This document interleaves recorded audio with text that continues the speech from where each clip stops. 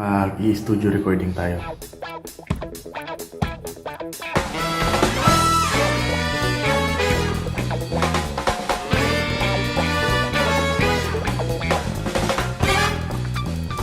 Kumusta?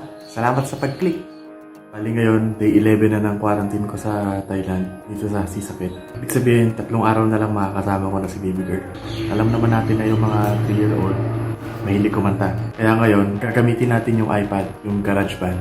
Gagawa tayo ng MP3 tracks na pwedeng pang sing-along. Gagawin natin yung pinakasikat na kanta, A, B, C, D, ang alphabet song. Okay itong GarageBand ng iPad kasi di ka na kailangan bumili. Libre ito kasama na sa iPad na binili mo. Di pala libre, kasama sa binayaran mo sa iPad. Ang plano ko, o-order ako ng Bluetooth na microphone. Yung pwedeng lagyan ng SD card, tapos ilalagay mo yung MP3 track na magagawa ko dito sa GarageBand. Tapos pag pinindot mo, may tugtog. Sing along si Mali.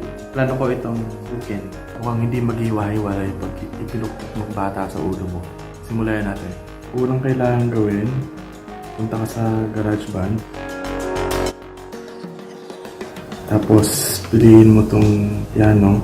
Mag-set ka ng tempo. Bali yung tempo, masaset mo siya dun sa auto tempo. Pipindot-pindutin mo yung tap to set tempo. Habang kinakanta mo yung target mo na sa malababa. A, B, C, D, E, F, G. Habang tinatap mo siya, magsaset siya ng auto tempo. Importante ito kasi para dun sa later part na pag-add natin ng drum track. After nun, marinig mo yan, nagpe-play yung metronome.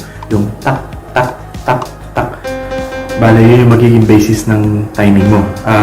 Pagkatapos nun, practicein mo na yung tugtog or kanta na gusto mo. Habang pinapractice mo yung kanta, malalaman mo kung ilang bars ba yung kailangan mo. Nung pinractice ko, na estimate ko, 13 bars. Kaya yun, pagkatapos mo na ma-practice, iset mo yung bars sa 13, tapos i-record na natin.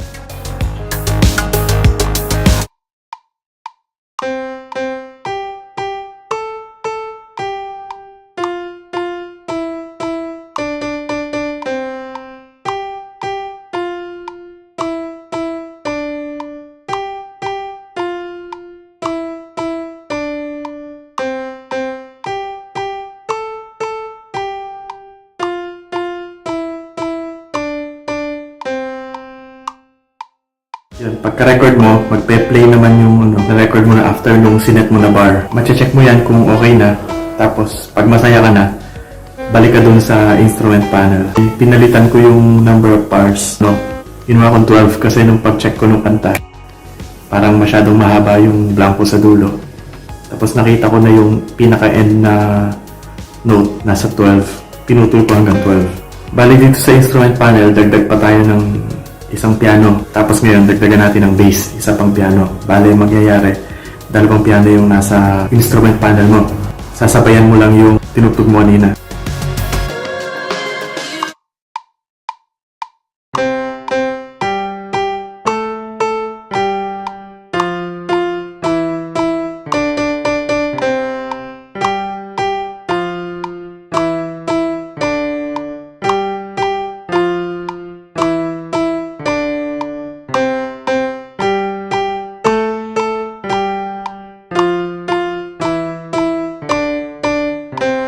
Pagkatapos nyan, balik tayo dun sa instrument panel.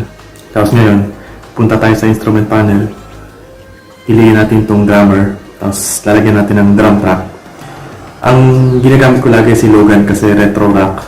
Tapos, piliin mo yung rudiments niya kung ano yung gusto mo. Gusto ko medyo loud tsaka complex na pala. Dito sa part na to. Tapos, maraming toms tsaka hand clapping kasi syempre, dapat pumapalakpak. So yan, automatic na ma-generate na yung beat. Nakabase ito dun sa tempo na nilagay mo kanina. Yan, pagkatapos nun, pag play mo, okay na yung ABCD song mo. Punta ka lang sa pinaka main na page ng GarageBand. Tapos, select. Tapos, share song. Kung anong quality yung gusto mo. Tapos, pagkatapos nun, i-share mo lang. Tapos may export siya as song. Tapos i-save as mo lang sa iPad mo or kung gusto mo, i-send mo sa Messenger.